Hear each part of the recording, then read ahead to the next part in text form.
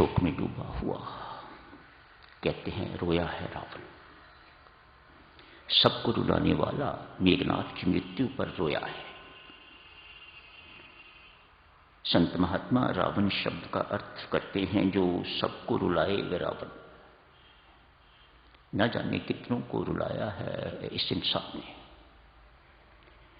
आज अपने प्रिय पुत्र की मृत्यु पर स्वयं रोया है।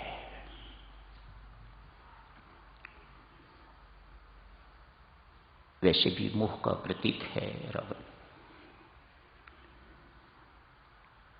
ये भी किसी को नहीं छोड़ता। आज रावण की अपनी मृत्यु हो गई है, इसी बीच लक्ष्मण मूर्छित हुए हैं। किसी रामायण जी में वर्णन आता है, आज एक घमासान युद्ध हो रहा है राम और रावण के बीच। स्वामी जी महाराज ने तो कुछ पंक्तियों में निपटारा कर दिया, लेकिन अन्य रामायणों में बहुत विस्तृत वर्णन है। घमासान युद्ध हुआ है। एक गिलहरी अपने दोनों हाथों में 2 तिनके उठा के तो राम के पास जाती है। जाके कहती है, प्रभु आप कहो तो मैं रावण को अभी मार दूं। राम मुस्कुराए, बहुत प्यार किया है। भक्त साधु ये नहीं देखता कि उसके अंदर समर्थ है या वह असमर्थ है, मेरे अंदर क्षमता है या नहीं। उसके अंदर परमात्मा की सेवा का इतना उत्कट भाव होता है, वह प्रकट किए बिना रह नहीं सकता। छोटी सी गिलहरी क्या कर सकती है, लेकिन अपनी भक्ति दर्शाई है। 2 तिनके जमीन से उठा के तो प्रभु कहती है, प्रभु आप कहो तो मैं रावण को मार डालूं। लगता है देवियों सज्जनों, ये वही गिलहरी है जिसने जिस वक्त राम सेतु अपना, जिस वक्त सागर पर पुल बांधा जा रहा था, उसमें भी इस गिलहरी ने सहायता की थी। ये दक्षिण भारतीय रामायणों में वर्णन आता है। रामचरितमानस में नहीं है, वाल्मीकि रामायण में भी नहीं है शब्द क्या, और दक्षिण भारत में जो रामायणें हैं उनमें ये कथा आती है। छोटी कथा पर सुंदर। पुल बांधा जा रहा है। भविष्य जी के आगमन पर निश्चित हुआ कि नल नील इत्यादि विश्वकर्मा के पुत्र हैं, वे पुल निर्माण करना जानते हैं। पुल का निर्माण शुरू हो गया है। ये गिलहरी भी इधर उधर घूमती फिरती इसने देखा कि हनुमान जी व अन्य वानर सारे के सारे राम सेवा में लगे हुए हैं, बेचारी से रहा नहीं गया। समुद्र के किनारे से थोड़ी सी रेत मुंह में लेती है, जाके तो जो सेतु बन रहा है उस पर छिड़क देती है, और सागर का जो पानी है जितना मुख में भर सकती है वह उसे उठा लेती है और बाहर फेंक देती है, इस दृष्टि से कि मेरा पानी उठाने से तो कुछ पानी तो घटेगा, सूख जाएगा सागर। भक्ति में कल्पनाएं मेरी माताओं अकल्पनीय, कल्पना नहीं की जा सकती। किस प्रकार की भक्त कल्पना कर सकता है। जब देखा इतने से काम नहीं चल रहा तो अब जाके सागर में डुबकी लगाती है, रेत में आके लेट जाती है तो काफी सारी रेत शरीर पर लग जाती है। सेतु पर जाके तो उसे छिड़क देती है, रेत को अपना शरीर खाली करके तो फिर डुबकी लगाती है। इस प्रकार से क्रम चल रहा है। सभी के सभी वानर भी यही काम कर रहे हैं। कोई चट्टाने, कोई पत्थर, कोई वृक्ष इत्यादि उखाड़ उखाड़ के सब सेतु निर्माण में लगे हुए। हनुमान जी महाराज ने देखा ये बार बार गिलहरी आगे आती है, हमें डिस्टर्ब करती है, इसको कहीं उठा के फेंकना चाहिए। कहीं पांव के नीचे आके बढ़ जाएगी, दब जाएगी, हमें पाप लगेगा। ऐसा ही हुआ, हनुमान जी के पांव के नीचे ही इसकी पूंछ आ गई, पूंछ लंबी हो गई। आपने देखा होगा गिलहरी, उसका बाकी शरीर तो छोटा है लेकिन पूंछ बड़ी लंबी है। कहते हैं तभी से है, जब से हनुमान जी महाराज ने इनकी पूंछ पर पांव रखा तो पूंछ लंबी हो गई। तो अब इनके वंश सारे के सारे लंबी पूंछों वाले ही हैं। भगवान राम के पास सूचना पहुंची, एक गिलहरी रो रही है, सेतु निर्माण हो रहा है, लेकिन ये गिलहरी रो रही है, उसे कोई दुख है, तकलीफ है। भगवान ने गिलहरी को बुलवाया, मंगवाया अपने पास। तो रोती हुई को ही अपने हाथ पर उठा के तो उसे देखा। क्या बात है, भगवान श्री की करुणा, क्या बात है। गिलहरी तू क्यों रो रही है? तो बताती है कि इस प्रकार से हनुमान जी ने मेरी पूंछ पर पांव रख दिया है। मेरी पूंछ देखो सरकार कितनी लंबी हो गई है, ये मेरे शरीर के मुताबिक नहीं रही। हाँ, भगवान कहते हैं हनुमान अपराधी है, तू बोल उसे क्या दंड दिया जाए। जो तू कहेगी मैं उसे वही दंड दूंगा। गिलहरी कहती है महाराज जरूर, वह अपराधी है, उसको दंड मिलना ही चाहिए। तू बताना, तू जो कहेगी मैं वही दंड दूंगा। गिलहरी कहती है महाराज धीराज उसके सिर पर हाथ रख दीजिएगा। ये क्या सजा हुई? भगवान पूछते हैं गिलहरी से। गिलहरी कहती है महाराज भक्ति की बात है साधक, भक्त की भावनाओं की बात है और भक्ति की बात है। महिमा देखिएगा भक्ति की, ये किसी पर रंग ना चढ़ाए कभी हो नहीं सकता। इतनी गहरी है, इतनी गूढ़ी है ये। गिलहरी कहती है महाराज यदि हनुमान जी महाराज ने मेरी पूंछ के ऊपर पांव न रखा हुआ होता तो आज मेरे जैसे तुच्छ जंतु को, शब्द प्रयोग करती है, मेरे जैसे तुच्छ जंतु को आप जी का प्यार न मिला हुआ होता। मैं इस वक्त आपके हाथ पर हूं। एक संत की कृपा हुई है मेरे ऊपर, तो आपकी कृपा की मैं पात्र बन गई, आपके प्यार की पात्र बन गई। ये हनुमान जी महाराज बहुत बड़े संत हैं महाराज, इनके सिर पर हाथ रखिए। भगवान श्री इस प्रपोजल को सुन के बहुत प्रसन्न हुए। इस हाथ में गिलहरी को पकड़ा हुआ है और दाएं हाथ से उसकी पीठ पर हाथ फेर रहे हैं। आज भी भगवान की 3 उंगलियों के निशान हर गिलहरी पर आपको पड़े हुए दिखाई देते हैं। कहीं भी देख लो स्क्वायर, उसकी पीठ पर 3 निशान। कहीं पर साधुजनों ऐसा वर्णन भी आता है,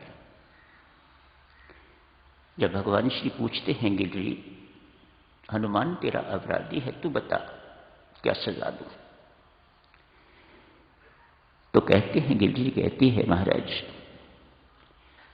उसने मेरी पूंछ पर पांव रखा है, आप उसकी पूंछ पर पांव रख दीजिएगा।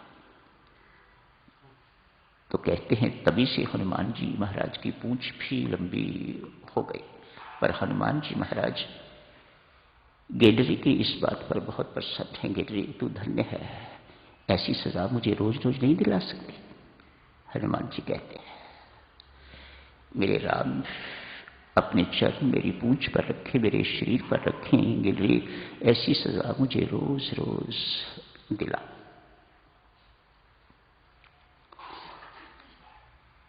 लक्ष्मण मूर्छा हुई है बीच में। रावण मृत्यु के बाद साधक जनों बहुत सुंदर उपदेश है, कल अन्य लोग भी आए हुए होंगे, कल चर्चा करेंगे रावण क्या उपदेश देता है लक्ष्मण जी महाराज को और प्रभु राम को मरते वक्त। आज इस वक्त हनुमान जी संजीवनी बूटी लेने के लिए गए। बीच की चर्चा को छोड़ते हैं। रामचरितमानस में ऐसा वर्णन आता है। बूटी लेके आ गए हैं।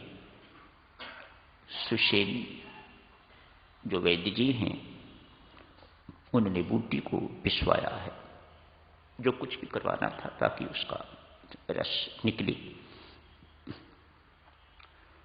तो लक्ष्मण जी के मुख में डाल दिया है। लक्ष्मण जी की मूर्छा अभी वैसी की वैसी ही बनी हुई है।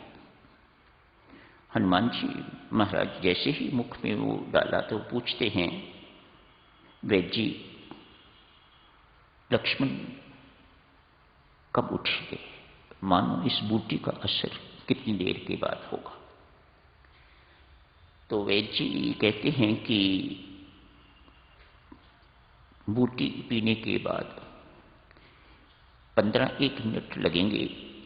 जैसे ही इस बूटी का असर होगा तो लक्ष्मण मूर्छा रहित हो जाएंगे।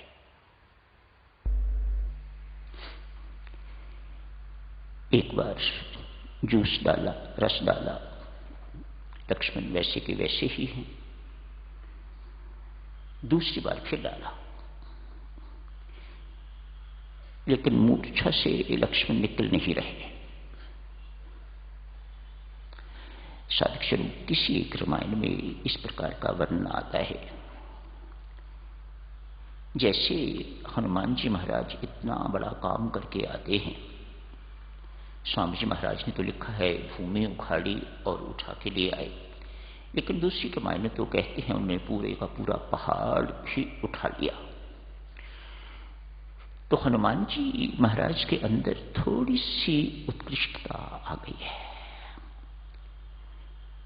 ऐसा वर्णन आता है। उनके अंदर थोड़ा सा शब्द तो अभिमान ही प्रयोग किया हुआ है। मैंने कितना बड़ा काम कर दिया है।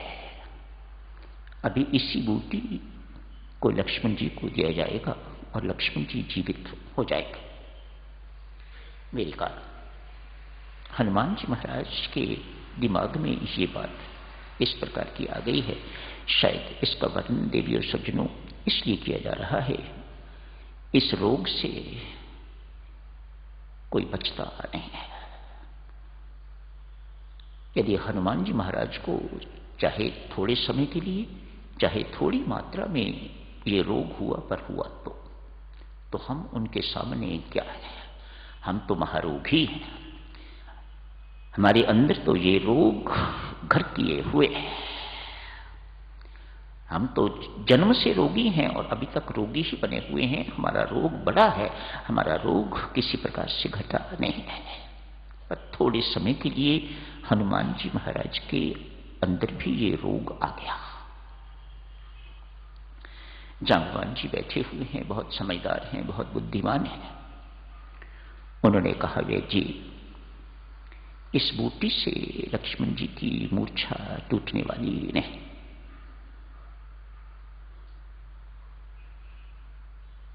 यदि आप चाहते हो कि लक्ष्मण जी की मूर्छा टूट जाए, भगवान राम के चरणों की धूली इसमें मिला दीजिएगा और उस धूली मिले हुए रस को मुख में डालेंगे तो लक्ष्मण तुरंत उठ जाएंगे। ऐसा ही हुआ। भगवान राम की चरण रज जैसे ही जो बूटी पिस रही थी उसमें डाली, रस से मिली। लक्ष्मण ने एक घूंट मुश्किल से पी और लक्ष्मण जी खड़े हो गए। हनुमान जी महाराज इस घटना को देखते तो मन ही मन पश्चाताप कर रहे हैं। मूर्ख निकला ना, अपनी ओर इशारा करके कहते हैं, मूर्ख निकला ना। अरे भगवान क्या नहीं कर सकते? ये तो तुझे सिर्फ श्रेय देने की बात थी। यहां पर हनुमान जी महाराज बहुत बड़ी बात कहते हैं कहते हैं प्रभु सर्वसमर्थ हो, समर्थवान हो, सब कुछ कर सकते हो आप, करो या करवाओ, बात तो एक ही है। न करने पर आप श्रेय लेते हो, न करवाने पर आप श्रेय लेते हो, ये आपका स्वभाव है। आप श्रेय हमेशा दूसरों को देते हो, और वैसा ही आप हनुमान जी के साथ भी करते हो।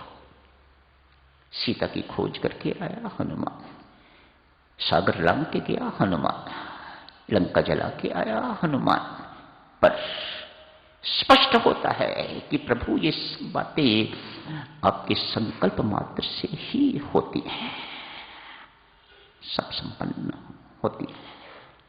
मेरे पास तो दिया सलाई भी नहीं थी लंका जलाने को, पूछ को आग लगाने को, ना मेरे पास कपड़ा था, ना मेरे पास कोई केरोसिन ऑयल था, ना घी था मेरे पास। कैसा प्रबंध है आपका, जिनकी लंका है उन्हीं से मुझे आग लगवा दी। ये आपका संकल्प है। यहां पर वह बहुत बुद्धिमत्ता की बातें करते हैं साधक, जो हम सबको समझनी चाहिए। कर्ण करावन हार स्वामी, और कोई नहीं है। करता है तो भी वही है, करवाता है तो भी वही है। लेकिन ये बात मेरी माता और सज्जनों इतनी आसानी से समझ नहीं आती।